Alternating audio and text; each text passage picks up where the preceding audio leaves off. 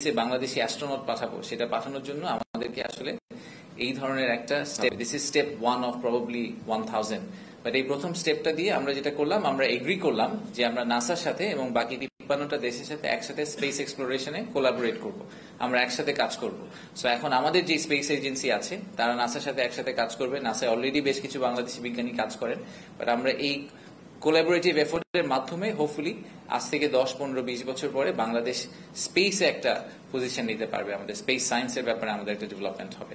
এটা will also generate employment, it will also generate a new, completely new avenue for our young generation to explore. আর এছাড়া আজকে লাস্টে একটা শেষে একটা এইমাত্র একটা প্রোগ্রাম শেষ হলো, ওয়ার্ল্ড ব্যাংক এবং আইএফসি তারা সিপিএসডি বলে একটা রিপোর্ট পাবলিশ করেছে আজকে। সেই রিপোর্টটা নিয়ে আমাদের একটা রিভিউ ছিল এবং সেটা আমাদেরকে ডিসক্রাইব করেছেন। এখানে 4টা সেক্টর নিয়ে ওনারা খুব ডিপ ডাইভ করেছেন। এই 4টা সেক্টর হচ্ছে হাউজিং, ডিজিটাল ফাইন্যান্স, পেইন্টস, আর একটা হচ্ছে টেক্সটাইল অ্যান্ড গার্মেন্টস। তো এই 4টা সেক্টর ওনারা কেন এই 4টা সেক্টর সিলেক্ট করলেন? ওনারা 4টা সেক্টর সিলেক্ট করেছেন যে এই 4টা সেক্টরের পোটেনশিয়াল আছে, কিন্তু এই 4টা সেক্টরের পোটেনশিয়ালকে ফুললি রিয়েলাইজ করতে হলে সরকারকে ইন্টারভিন করতে হবে, আসলে ফুললি রিয়েলাইজেশন হবে না। তো ওই জন্য ওনার রিপোর্টটা চালু করেছেন, অনেক মানুষের সাথে কথা বলে একটা ফাইনাল রিপোর্ট দিয়েছেন যে সরকারের কি কি করা উচিত। তো আমরা সেই রেকমেন্ডেশনগুলো নিয়ে এবং প্রাইভেট সেক্টরকে নিয়ে আজকে বসেছিলাম যে আমরা সামনে আসলে আগামী 6, 12, 18 মাসে কিভাবে এই এক্সারসাইজগুলো করে আমরা এই সেক্টরগুলোকে পারি। এবং একটা খুব ইন্টারেস্টিং ব্যাপার, এটা আমার কাছে আজকে মনে হলো যে খুবই I felt very good about it, সেটা হচ্ছে ওয়ার্ল্ড ব্যাংকের এই রিপোর্টটাতে আপনার রিপোর্টটার কপিগুলো পাবেন, এটা পাবলিক ডোমেইনে দিয়ে দেওয়া হবে। এই রিপোর্টটাতে যখন কোন একটা সম্ভাবনার কথা বলা হয়, তখন বলা হয়েছে যে যদি এই ডিসিশনগুলো নেওয়া হয় বা এই ইন্টারভেনশনগুলো করা হয়, তাহলে এই ইন্ডাস্ট্রিতে এত হাজার নতুন এমপ্লয়মেন্ট জেনারেশন হতে পারে। So it goes back to job creation, everything in Bangladesh goes. আমাদের সরকারের যা অ্যাক্টিভিটি সামনে থাকবে needs to go back to job creation. World bank আমাদেরকে এখন যে রিপোর্টগুলো দিচ্ছে, এবং আমাদের ওয়ার্ল্ড ব্যাংকের যে কান্ট্রি ডিরেক্টর এখানে প্যানেলে কথা বলার সময় বলছিলেন যে ওনারাও আসলে ওনাদের যেই মানে ইয়ার্ডস্টিক, যেটা ওনাদের বেঞ্চমার্ক, ওটাকে ওনারা আসলে ওই ইনভেস্টমেন্ট ডলার ভ্যালু থেকে সরিয়ে জব ক্রিয়েশনের দিকে নিয়ে আসার চেষ্টা করছেন। সো আমরা যদি সবাই একসাথে জব ক্রিয়েশনের উপর ফোকাস করে, either it's job or entrepreneur, but আমাদের এই কর্মসংস্থানের ব্যাপারটাকে ফোকাস করে কাজ করি, তাহলে এই স্ট্র্যাটেজিক ডিসিশনগুলো নেওয়া ইজি হবে। সরকার থেকে তো আমরা চেষ্টা করবই, কিন্তু আমরা ওদেরকে আসলে বলেছি যে আপনারা বাইরে থেকে সরকারকে কনস্ট্যান্টলি পুশ করবেন, সরকারকে কোয়েশ্চেন করবেন যে সরকার কেন আরো বেশি করছে না, সরকার আরো বেশি করা উচিত, সরকার আরো বেশি সাপোর্ট দেওয়া উচিত। সেই পুশটা আপনারা করবেন এবং আপনারা অবভিয়াসলি সাথে সাথে আমাদেরকে যদি নেসেসিটি থাকে আমাদেরকে ফান্ডিং সাপোর্টটা দিবেন, সেটাই আমরা ওনাদের কাছ থেকে চেয়েছি। সো এইটাই হচ্ছে আজকের মোটামুটি সামারি। আজকে সন্ধ্যাবেলা আরেকটা মিটিং আছে আমাদের আমেরিকা থেকে একটা বড় ইনভেস্টর গ্রুপ এসে, সেই ইনভেস্টর গ্রুপটার কিছু লোকজন আজকে এই জাপানিজ ইকোনমি জোনে গিয়েছিলেন। সরি, আমার এই পয়েন্টটা হয়তো মেনশন করা উচিত ছিল। জাপানিজ ইকোনমি জোনে আজকে একটা খুবই mixed investor, Saudi investor, Japanese investor, Korean investor, so Chinese investor, so it's very mixed group. তো আজকে সন্ধ্যায় এই আমেরিকান ইনভেস্টরদের সাথে প্রধান উপদেষ্টা ওনার বসবেন ওনাদের পয়েন্ট অফ ভিউটা জানার জন্য, যে আমাদের ইউএস ইনভেস্টমেন্টের পয়েন্ট অফ ভিউ থেকে আমরা আর কিভাবে আরো বেশি ওনাদের সাপোর্ট বা ইনভেস্টমেন্ট পেতে পারি। আমাদের পিক আপনারা দেখবেন যে অনেক মিটিং হচ্ছে, সবগুলো হয়তো আমরা কালকে কভার করতে পারবো না আমাদের সংবাদ সম্মেলনে, কারণ সারা দিনব্যাপী প্রোগ্রাম এবং হয়তো 20, 30, 40টা মিটিং ইভেন্ট একই সাথে চলতে থাকবে। বাট আবারও আগামীকাল হয়তো বিকালবেলা কথা হবে।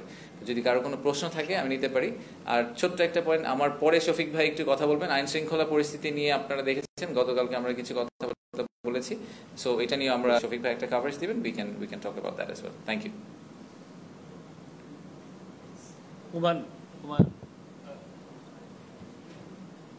একটু মাইক নিয়ে বলেন, কারণ পরে লোকজন শুনতে পারে না। Thank you.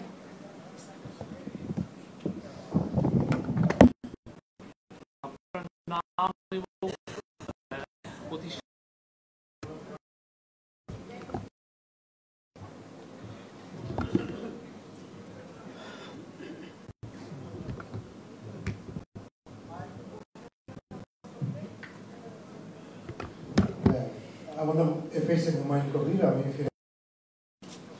আপনারা তো 4 দিন ব্যাপী ইনভেস্টমেন্ট সামিট করছেন, it's a good for Bangladesh. But আমরা জানি যে ইজ অফ ডুইং বিজনেসে বাংলাদেশে এখনো 168তম, 190টা কান্ট্রির মধ্যে আমরা লাস্ট ইয়ারে আছি। আপনার আজকে যে কান্ট্রি ডায়াগনোসিস রিপোর্ট দিল আইএফসি, সেখানে আমরা দেখছি যে আমাদের still 21% electricity connection, 70 finance access to finance problem এবং 13% করাপশন, বাংলাদেশের করাপশন প্রবলেম। এরকম একটা সিনারিওতে এই বিদেশি ইনভেস্টররা এখানে কেন ইনভেস্ট করবে? আপনারা এটা situation what you will answer to them? Thank you. আচ্ছা, ধন্যবাদ। আচ্ছা, হ্যাঁ, সো প্রথম পয়েন্টটা হচ্ছে যে আমি এটা আসলে এটা আমাদের পাবলিক ডোমেইনে আমি এটা প্রায় শুনি। ইজ অফ ডুইং বিজনেসের যে ইন্ডেক্সটা, এটা একটু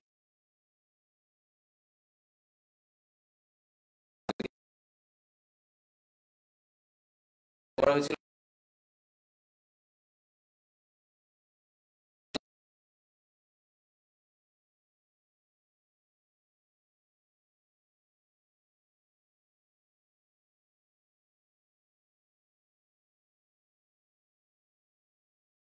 আমি এটা বলছি না যে আমাদের ইজ অফ ডুইং বিজনেস সিচুয়েশনটা ইমপ্রুভ বা সিগনিফিকেন্টলি ইমপ্রুভ করে নতুন র্যাঙ্কিং হলে আমরা 5-এর মধ্যে চলে আসবো, বাট ওই র্যাঙ্কিংটাকে আমরা ফলো অন না করি, because it doesn't say anything anymore.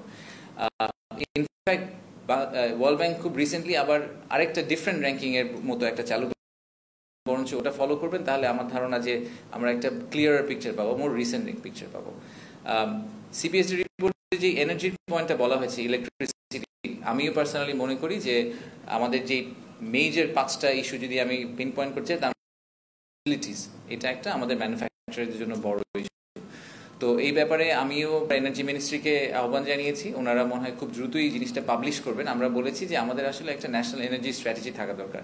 আমাদের যে কি প্ল্যান, আমরা আসলে আগামী 3 থেকে 5 বছর আমাদের যে গ্যাসের ঘাটতি আছে, সেটাকে আমরা কিভাবে সেই ঘাটতিটা থেকে সরে আসবো, সেই ঘাটতিটা কিভাবে আমরা ব্যাকফিল করব, সেই ব্যাপারে আমাদের সরকারের কি প্ল্যান, এই প্ল্যানটাকে খুব ক্লিয়ার কাট রোডম্যাপ হিসেবে আসলে আমাদের পাবলিশ করা উচিত সরকার হিসেবে।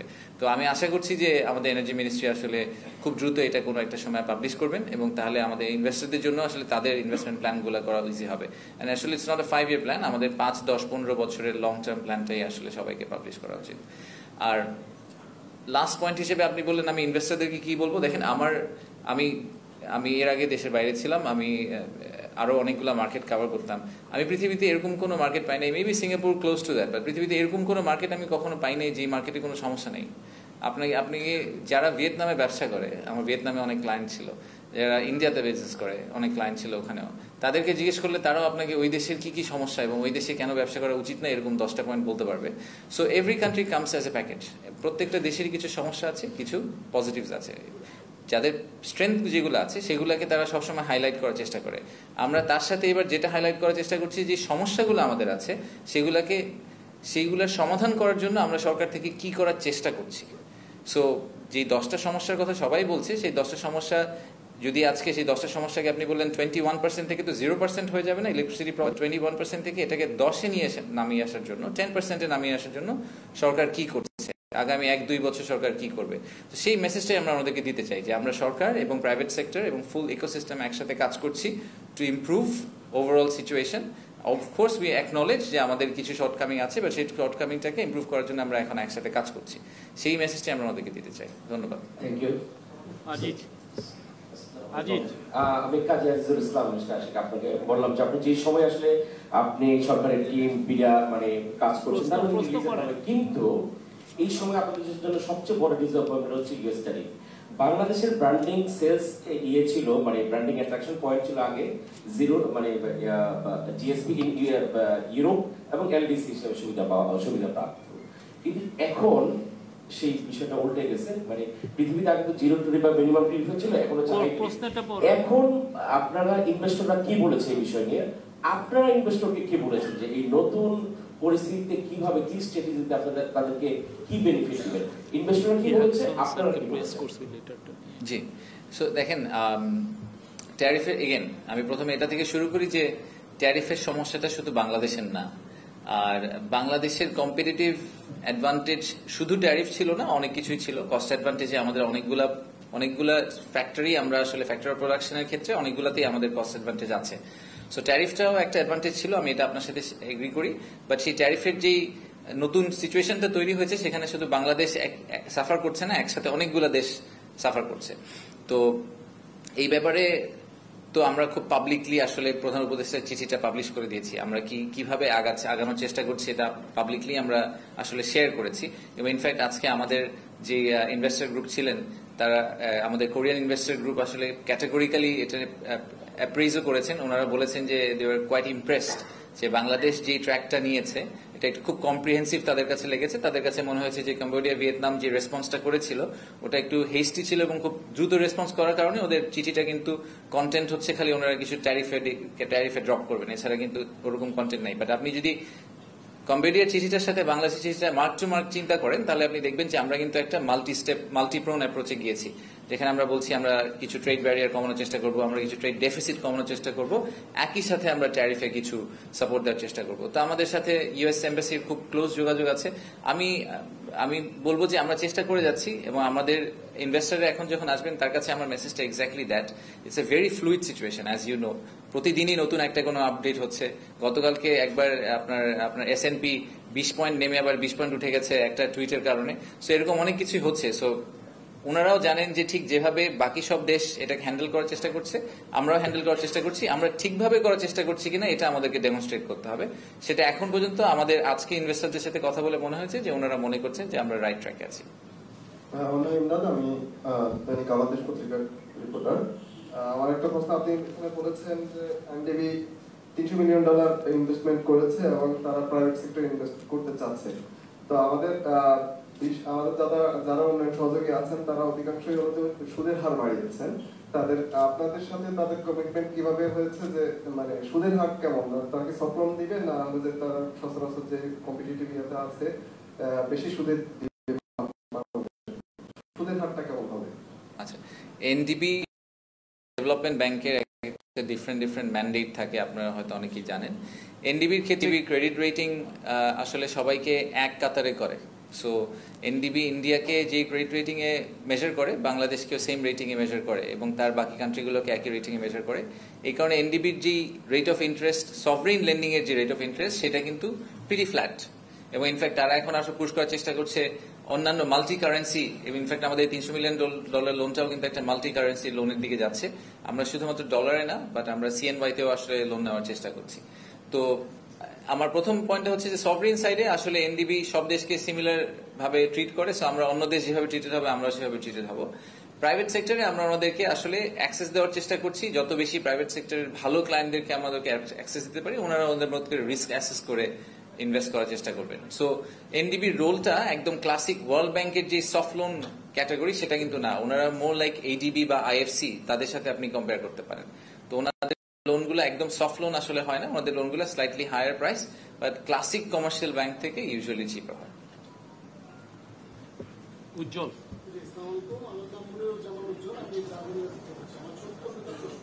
একটু মাইকে নিয়ে বললে ভালো হয়। একটা কোশ্চেন করে, অনেকেই তো করবে, দুইটা কোশ্চেন কেমন? আপনি সবসময় বলে থাকেন যে বিনিয়োগ বৃদ্ধি পেলে কর্মসংস্থান বৃদ্ধি পাবে। আগামী 2-1 বছরে বাংলাদেশে যে বিনিয়োগের প্রতিশ্রুতি পাওয়া যাচ্ছে তাতে কত কর্মসংস্থান তৈরি হতে পারে? আর চট্টগ্রাম ছাড়া অন্য কোন বিভাগে আমাদের ইকোনমিক জোনে কাজ করার কোন সুযোগ রয়েছে? এইবারের আমি এটা প্রথম প্রেস কনফারেন্সে বলেছিলাম, আমাদের এই সামিটটার মূল উদ্দেশ্য অনেকগুলা ইনভেস্টমেন্ট কমিটমেন্ট কনফার্ম করা না, এবং সেটার একটা নাম্বার দিয়ে বলা না যে এই সামিট থেকে আমরা $10 বিলিয়ন ইনভেস্টমেন্ট পেলাম এবং এখান থেকে এত। এই ন্যারেটিভটা আমরা ড্র করার চেষ্টা করলে করতে পারি, বাট আসলে আমাদের করার কোনো ইচ্ছা নেই। আমি জেনুইনলি বিশ্বাস করি যে একটা সামিটে এসে কেউ ডিসিশন নেয় না সে কালকে ইনভেস্ট করবে, সে একটা জার্নির ভিতর দিয়ে যায়। তো সেই জার্নিতে আমাদের আসলে এই সামিটের উদ্দেশ্যটা হচ্ছে যে বাংলাদেশ সম্বন্ধে তাদের যে নেগেটিভ একটা ভিউ তৈরি হয়েছে অনেক আমাদের পাস্ট হিস্ট্রির কারণে, সেই ভিউটাকে ভেঙে দেওয়া এবং এই বাংলাদেশ যে একটা নিউ বাংলাদেশ, সেই আন্ডারস্ট্যান্ডিংটা তাদের মধ্যে ইনস্টিল করা। সো আমি কোনো ফাইনাইট নাম্বার আপনাকে বলতে পারবো না। আর দ্বিতীয়ত আপনার প্রশ্ন ছিল চট্টগ্রামের বাইরে আর কিছু হবে কিনা। আমরা যে 5টা ইকোনমিক জোন নিয়ে কভার করার কথা বলছিলাম বা 10টা, প্রথম 5টা সেগুলো কিন্তু সবগুলো চট্টগ্রামে না। আমাদের কোইন্সিডেন্টালি মিরেশ্বরাইয়ের একটা ইকোনমিক জোন আছে অনেক বড়, এবং চাইনিজ যেই ইকোনমিক জোন সেটাও আনোয়ারাতে, এই কারণে চট্টগ্রামের কথা বারে বারে উঠে আসে। চাইনিজরা কিন্তু অলরেডি আমাদেরকে একটা সেকেন্ড ইকোনমিক জোন করার কথা বলেছেন, সেটা আমরা মংলায় করছি। আপনি হয়তো এটার কথা শুনেছেন যে ওটা নিয়ে আমরা অলরেডি অ্যাসেসমেন্ট করছি। সো ওটাও যথেষ্ট অ্যাডভান্স স্টেজে আছে, এবং প্রিন্সিপালি আমার মনে হয় সরকারের মধ্যে যথেষ্ট ধরনের সাপোর্ট আছে ওটার ব্যাপারে। সো হয়তো ওই ব্যাপারে আপনারা সিগনিফিকেন্ট ডেভেলপমেন্ট দেখতে পারবেন। তো আমাদের কখনোই চিটাগংকে ফোকাস করে কোনো কিছু করার ইচ্ছা নাই। ইনফ্যাক্ট আমরা এখন ইকোনমিক জোন সিলেকশন প্রসেসের জন্য একটা কাজ করছি জাইকার সাথে। সেখানে আমাদের মূল উদ্দেশ্য হচ্ছে যে ইকোনমিক জোন যখন কাউকে ঘোষণা করা হবে, তখন যাতে শুধুমাত্র ওই ইকোনমিক জোনটাকে অ্যাসেস করেই ঘোষণা না করা হয়, বাকি সবগুলো ইকোনমিক জোনের সাথে তার রিলেশনশিপ কি হবে, এবং ওভারঅল দেশের এমপ্লয়মেন্ট স্ট্রাকচারে আসলে এই জায়গায় ইকোনমিক জোনটা দরকার নাকি অন্য কোনো জিওগ্রাফিক লোকেশনে দরকার, যেখানে আমাদের যে ওয়ার্কফোর্স সেটার অ্যালোকেশন আসলে অন্য জায়গায় আছে, সেটার উপর বেস করে যাতে করা হয়। আগে কিন্তু ইকোনমিক জোন জাস্ট মাশরুমের মতো অনেকগুলো ঘোষণা দেওয়া হয়েছে, এই লেভেলে ডিপ এক্সারসাইজ না করে এবং ওভারঅল একটা পিকচার ড্র না করে। তো সেইখান থেকে আমরা সরে আসার চেষ্টা করছি। আমরা চেষ্টা করছি যে এই একটু স্প্রেড করে আসলে বাংলাদেশে যাতে ইকোনমিক ডেভেলপমেন্টটা হয়, একটা সেন্ট্রালাইজ জায়গায় না হয়। আমরা একটা নারী সাংবাদিকের থেকে প্রশ্ন নেব, তারপরে নারীদের মধ্যে কেউ আছে? নাই? আসসালামু আলাইকুম। ছেড়ে দিন আমার কাছে তো তাই। আর আমরা আর 2টা প্রশ্ন নেব, এটার পরে আর 2টো প্রশ্ন নেব। মেহরাজ সুমন, এশিয়ান টেলিভিশন থেকে বলছিলাম। আমার কোশ্চেন হচ্ছে, ভাই একটা কোশ্চেন সিমিলারিটি করে ফেলছে। আমি যেটা বলতে চাই যে আমাদের বিনিয়োগ আর হচ্ছে আপনার যে গ্যাস, যেহেতু দক্ষিণবঙ্গের চাইনিজ একটা ডেভেলপমেন্ট আছে, কিন্তু ওইখানে গ্যাস নাই এবং যাতায়াতের কিছু সমস্যা আছে।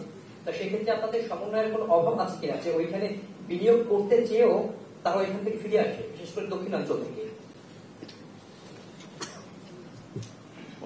আপনি দক্ষিণাঞ্চল থেকে বিনিয়োগ করতে গিয়ে গ্যাসের যে সমস্যাটা, যে গ্যাস নাই, তারপর ইলেকট্রিসিটি আপনার যে প্রবলেম, তা আপনাদের সঙ্গে যে আদার্স যে মন্ত্রণালয়, তাদের সাথে সমন্বয়ের কি কোনো অভাব আছে কিনা, যে কেন এখান থেকে বিনিয়োগ হচ্ছে না দক্ষিণাঞ্চলের দিকে? আচ্ছা, আপনার প্রশ্নটাকে আমি একটু রিফ্রেশ করি। মেবি আসলে প্রশ্নটা হচ্ছে যে কোনো অভাব ছিল কিনা, অভাব আছে কিনা, সেটা আমি দ্য আনসার ইজ নো। এখন কোনো অভাব নাই আমাদের।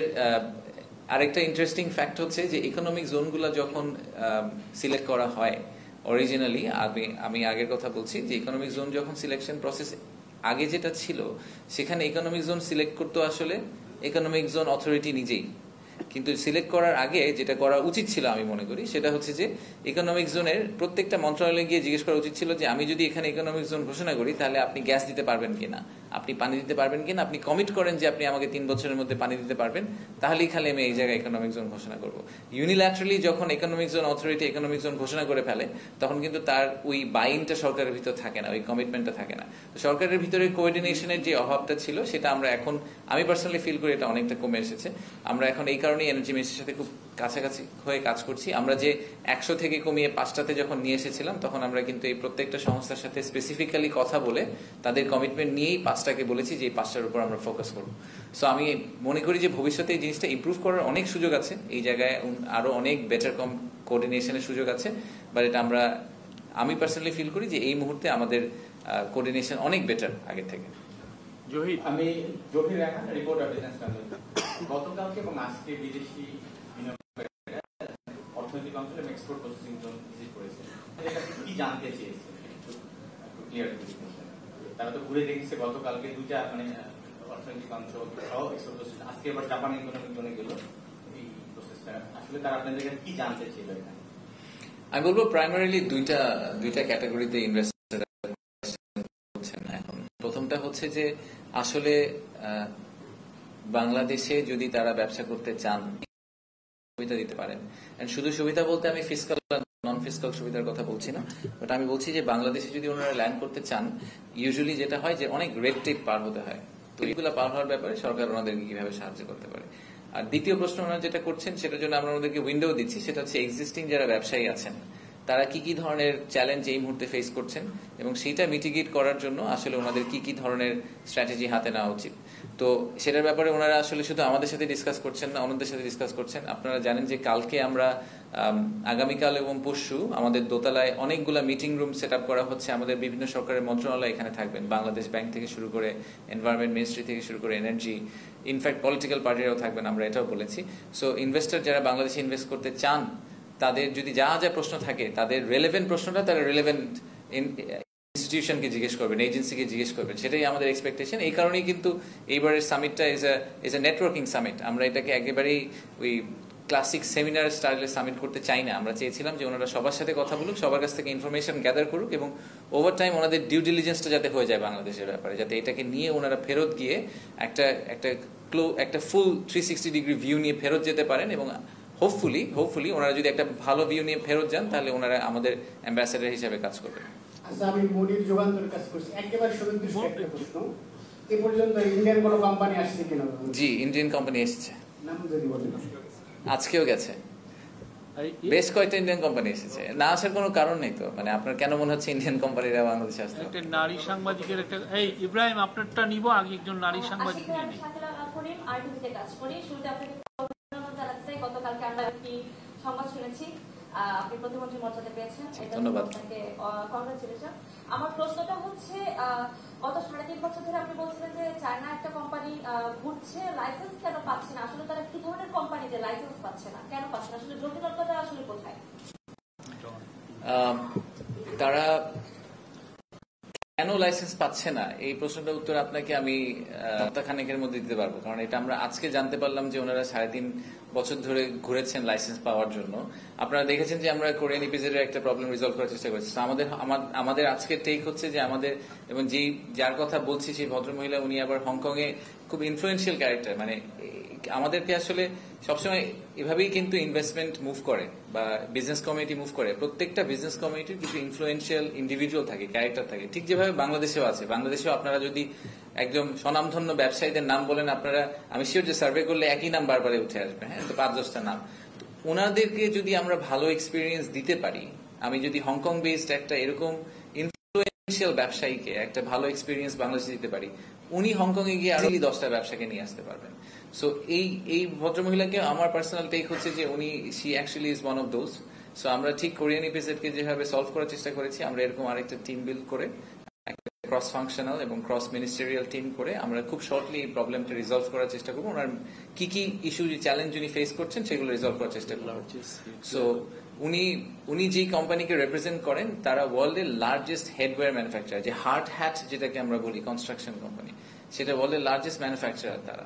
সো ওনারা যদি একটা বাংলাদেশে 2-4টা ভালো ফ্যাক্টরি করেন তাহলে আসলে আমাদের, again I go back to job creation, that would make a big difference. So আমাকে একটু সময় দেন, বাট আমি আশা করছি যে কোরিয়ান এপিসোডের মতো আমরা আরেকটা স্টোরি তৈরি করতে পারবো। ধন্যবাদ। আলী ইব্রাহিম প্লিজ।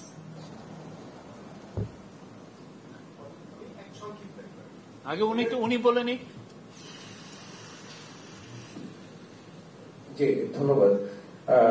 আমার প্রশ্নটা হচ্ছে যে আপনি বলছিলেন যে বিনিয়োগকারীরা নানা চ্যালেঞ্জের কথা জানতে চাচ্ছে, আপনার মানে দ্বিতীয় যে প্রশ্নটা তাদের যেটা বিভিন্ন বিচেলে যে গিয়ে তারা যেটা জানছে, কি চ্যালেঞ্জের কথা তারা জানছে আপনাদেরকে জিজ্ঞেস করছে, চ্যালেঞ্জগুলো, মূল চ্যালেঞ্জগুলো কি?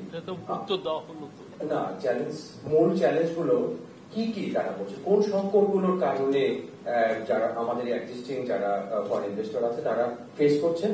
আপনি কি মনে করেন যে ইমিডিয়েট সেগুলোকে আপনার কাছে সমাধান দিতে পারবেন, বা আপনি কতখানি আশাবাদী? আমার দ্বিতীয় প্রশ্নটা হচ্ছে যে আপনারা কোন ধরনের বিনিয়োগকারী, এখন যারা আসে তারা নিজের থেকে আসে, কিন্তু সরকার বা বিডা চাচ্ছে যে কোথায়, কোন খাতে তারা আপনারা বিনিয়োগ আকাঙ্ক্ষা করছেন, আসতে চান, নিতে চান? ধন্যবাদ। কি কি ধরনের সমস্যার কথা ওনারা বলছেন, আমি যেটা বললাম, প্রথমত আমরা কিন্তু ন্যারেটিভটা আমরা একা ড্র করতে চাই না। আমরা ওনাদেরকে অ্যাক্সেস দিচ্ছি, আমাদের এক্সিস্টিং প্রাইভেট সেক্টর ইন্ডিভিজুয়ালদেরকে আমরা অ্যাক্সেস দিচ্ছি ইকোসিস্টেমের সবার সাথে কথা বলার জন্য, যে সবাই যার যার মতো করে বলেন। আমাদের একটা জেনারেল আউটলাইন আছে, আপনারা হয়তো দেখেছেন যে আমি আগেও বলেছি যে আমি 5টা জায়গায় আমার ধারণা মেজর সমস্যা। একটা হচ্ছে যে government quality of government service, আমাদের গভর্নমেন্ট সার্ভিসের কোয়ালিটি ইজ নট দেয়ার, আমরা আরো বেটার সার্ভিস দিতে পারি সরকারের পক্ষ থেকে। আমাদের যে অ্যাক্সেস টু রিসোর্সেস বা ইউটিলিটিস, এই জায়গাটায় আমাদের অনেক কাজ করা আছে। এন্ডেমিক করাপশনের একটা ইস্যু আছে আমাদের, কনসালটেশনের অভাব আছে, প্রাইভেট সেক্টরের সাথে আমরা যথেষ্ট কনসালটেশন করি না। 5 নম্বর পয়েন্টটা আমার এই মুহূর্তে মনে পড়ছে না, বাট এরকম 5টা জিনিস এটা আমরা পাবলিক ডোমেইনে ইনফ্যাক্ট দিয়ে রেখেছি, যে আমাদের খুব ক্লিয়ার আইডিয়া, আমাদের ধারণা আছে যে কোন 5টা জিনিস নিয়ে আমাদের কাজ করা উচিত। সবগুলা প্রবলেম রিজলভ হবে না, এটা আশা করাও উচিত না আমাদের যে সবগুলা প্রবলেম রিজলভ হয়ে যাবে, বাট আমরা খুব স্পেসিফিক 20টা অ্যাকশন আইটেম নিয়ে কাজ করছি এই বছরের জন্য। সেই 20টা অ্যাকশন আইটেম আমরা রিজলভ করার চেষ্টা করব। আর আপনার লাস্ট কোয়েশ্চেনটা আমি মিস করে গেছি, কোন খাতে বিনিয়োগ আশা করছি। এই ব্যাপারেও কিন্তু আমরা একটা পাবলিকেশন করেছি, আমি লিখেছি কিনা এফডিআই হিট ম্যাপ নামে আমরা একটা জিনিস পাবলিশ করেছি প্রায় মাস দেড়েক আগে। ওখানে 8টা টোটাল মনে হয় 18টা সেক্টরের কথা বলা হয়েছে, তার মধ্যে 8টাকে বলা হয়েছে যে 8টা ডেফিনেটলি রেডি টু গো, যেরকম for example advance textile, for example leather goods, for example renewable energy, IT services, এরকম 8টা সেক্টরের কথা বলা হয়েছে। এটাও পাবলিক ডোমেইনে আমরা দিয়ে দিয়েছি। এবং এই সিলেকশন ক্রাইটেরিয়াটা আসলে বেস করা হয়েছে যে labour intensive, high labour intensity industry এবং অ্যাট দ্য সেম টাইম পোটেনশিয়ালও হাই, যেখানে আসলে আপসাইড অনেক আছে, মার্কেটে অনেক মুভমেন্ট হচ্ছে, অনেক গ্রোথ হচ্ছে, কিন্তু আমরা ওই গ্রোথ জার্নিটাতে পার্টিসিপেট এখনো করতে পারিনি। সেই ইন্ডাস্ট্রিগুলোকে পিন ডাউন করা হয়েছে। তো সেগুলাতেই আমরা এক্সপেক্ট করছি যে আমরা ইনভেস্টমেন্ট পাবো। আমাদের যে ব্রেকআউটগুলো নেক্সট কালকে দুপুর থেকে যেগুলো শুরু হচ্ছে, যে 5টা সাব গ্রুপের ব্রেকআউট, সেই ব্রেকআউটগুলো কিন্তু ওখান থেকেই পুল করা, চিন্তা করে পুল করা যে এই 5টা সেক্টরে আসলে বাংলাদেশে ইনভেস্টমেন্ট হওয়ার সম্ভাবনা আছে। ধন্যবাদ। Please last question. আমার কথা হচ্ছে ফুড এন্ড বেভারেজ সেক্টরে কারো কোনো আগ্রহ আছে কিনা, যে আমরা যেহেতু 146টা দেশে food and beverage product process food export করছি এবং আরএনজির পরেই হচ্ছে ফুড এন্ড বেভারেজের স্থান, গভর্নমেন্ট ফল করার পরে যেটা হচ্ছে অনেক বড় বড় গ্রুপের বিজনেস শাটডাউন হয়ে গিয়েছে, সেটা অনেকেই জানে। আমার কথা হচ্ছে যে food and beverage, dairy, agro সেক্টরে কোনো ফরেন ফান্ডিং এর অপরচুনিটি আছে কিনা। আমি বেসিক্যালি খন্দকার রাজন, এই সেক্টরে 20 বছর ধরে দেশের বড় বড় গ্রুপগুলির সাথে কাজ করছি এবং আমার একটা ফাউন্ডেশন আছে যারা আমরা ফ্রেশারদেরকে ডেভেলপ হয়েছে। আপনার কোশ্চেনটা হয়েছে, তো কোশ্চেনটা হচ্ছে যে ফুড এন্ড বেভারেজ সেক্টর ডেভেলপমেন্টে বিডার বা ফরেন ইনভেস্টমেন্টের অপরচুনিটিটা কি আছে ফর দ্য এক্সপোর্ট মার্কেট। আচ্ছা, ফর দি এক্সপোর্ট মার্কেট বলে আপনি কোয়েশ্চেনটাকে একটু কমপ্লেক্স করে ফেলেছেন, বাট আমি জেনারেলি বলি আমাদের একটা সাবগ্রুপ হচ্ছে কি অ্যাগ্রো প্রসেসিং। সো আমি এফএনবি তো অনেক বড় একটা সেক্টর, পুরো এফএনবি নিয়ে কথা বলতে হলে আধা ঘন্টা ধরে কথা বলতে হবে। স্পেসিফিক্যালি অ্যাগ্রো প্রসেসিং এ আমি পার্সোনালি যে আমরা সরকার থেকে মনে করছি, বিডা থেকে মনে করছি যে আমাদের ইনভেস্টমেন্টের প্রচন্ড সুযোগ আছে। বাংলাদেশের ডোমেস্টিক ডিমান্ডের কথা আমরা অনেক সময় বলি যে অ্যাগ্রো প্রসেসিং এ আসলে বাংলাদেশের নিজেদেরই একটা ডোমেস্টিক ডিমান্ড আছে, সেটা আপনি আমাদের কমোডিটির কথা বলেন, চিনি থেকে শুরু করে অনেক ক্ষেত্রেই এবার, এবং লাইফ স্টকের ক্ষেত্রেও আসলে একটা বড় সুযোগ আছে। অ্যাট দ্য সেম টাইম আমি মনে করি যে আমাদের আশেপাশে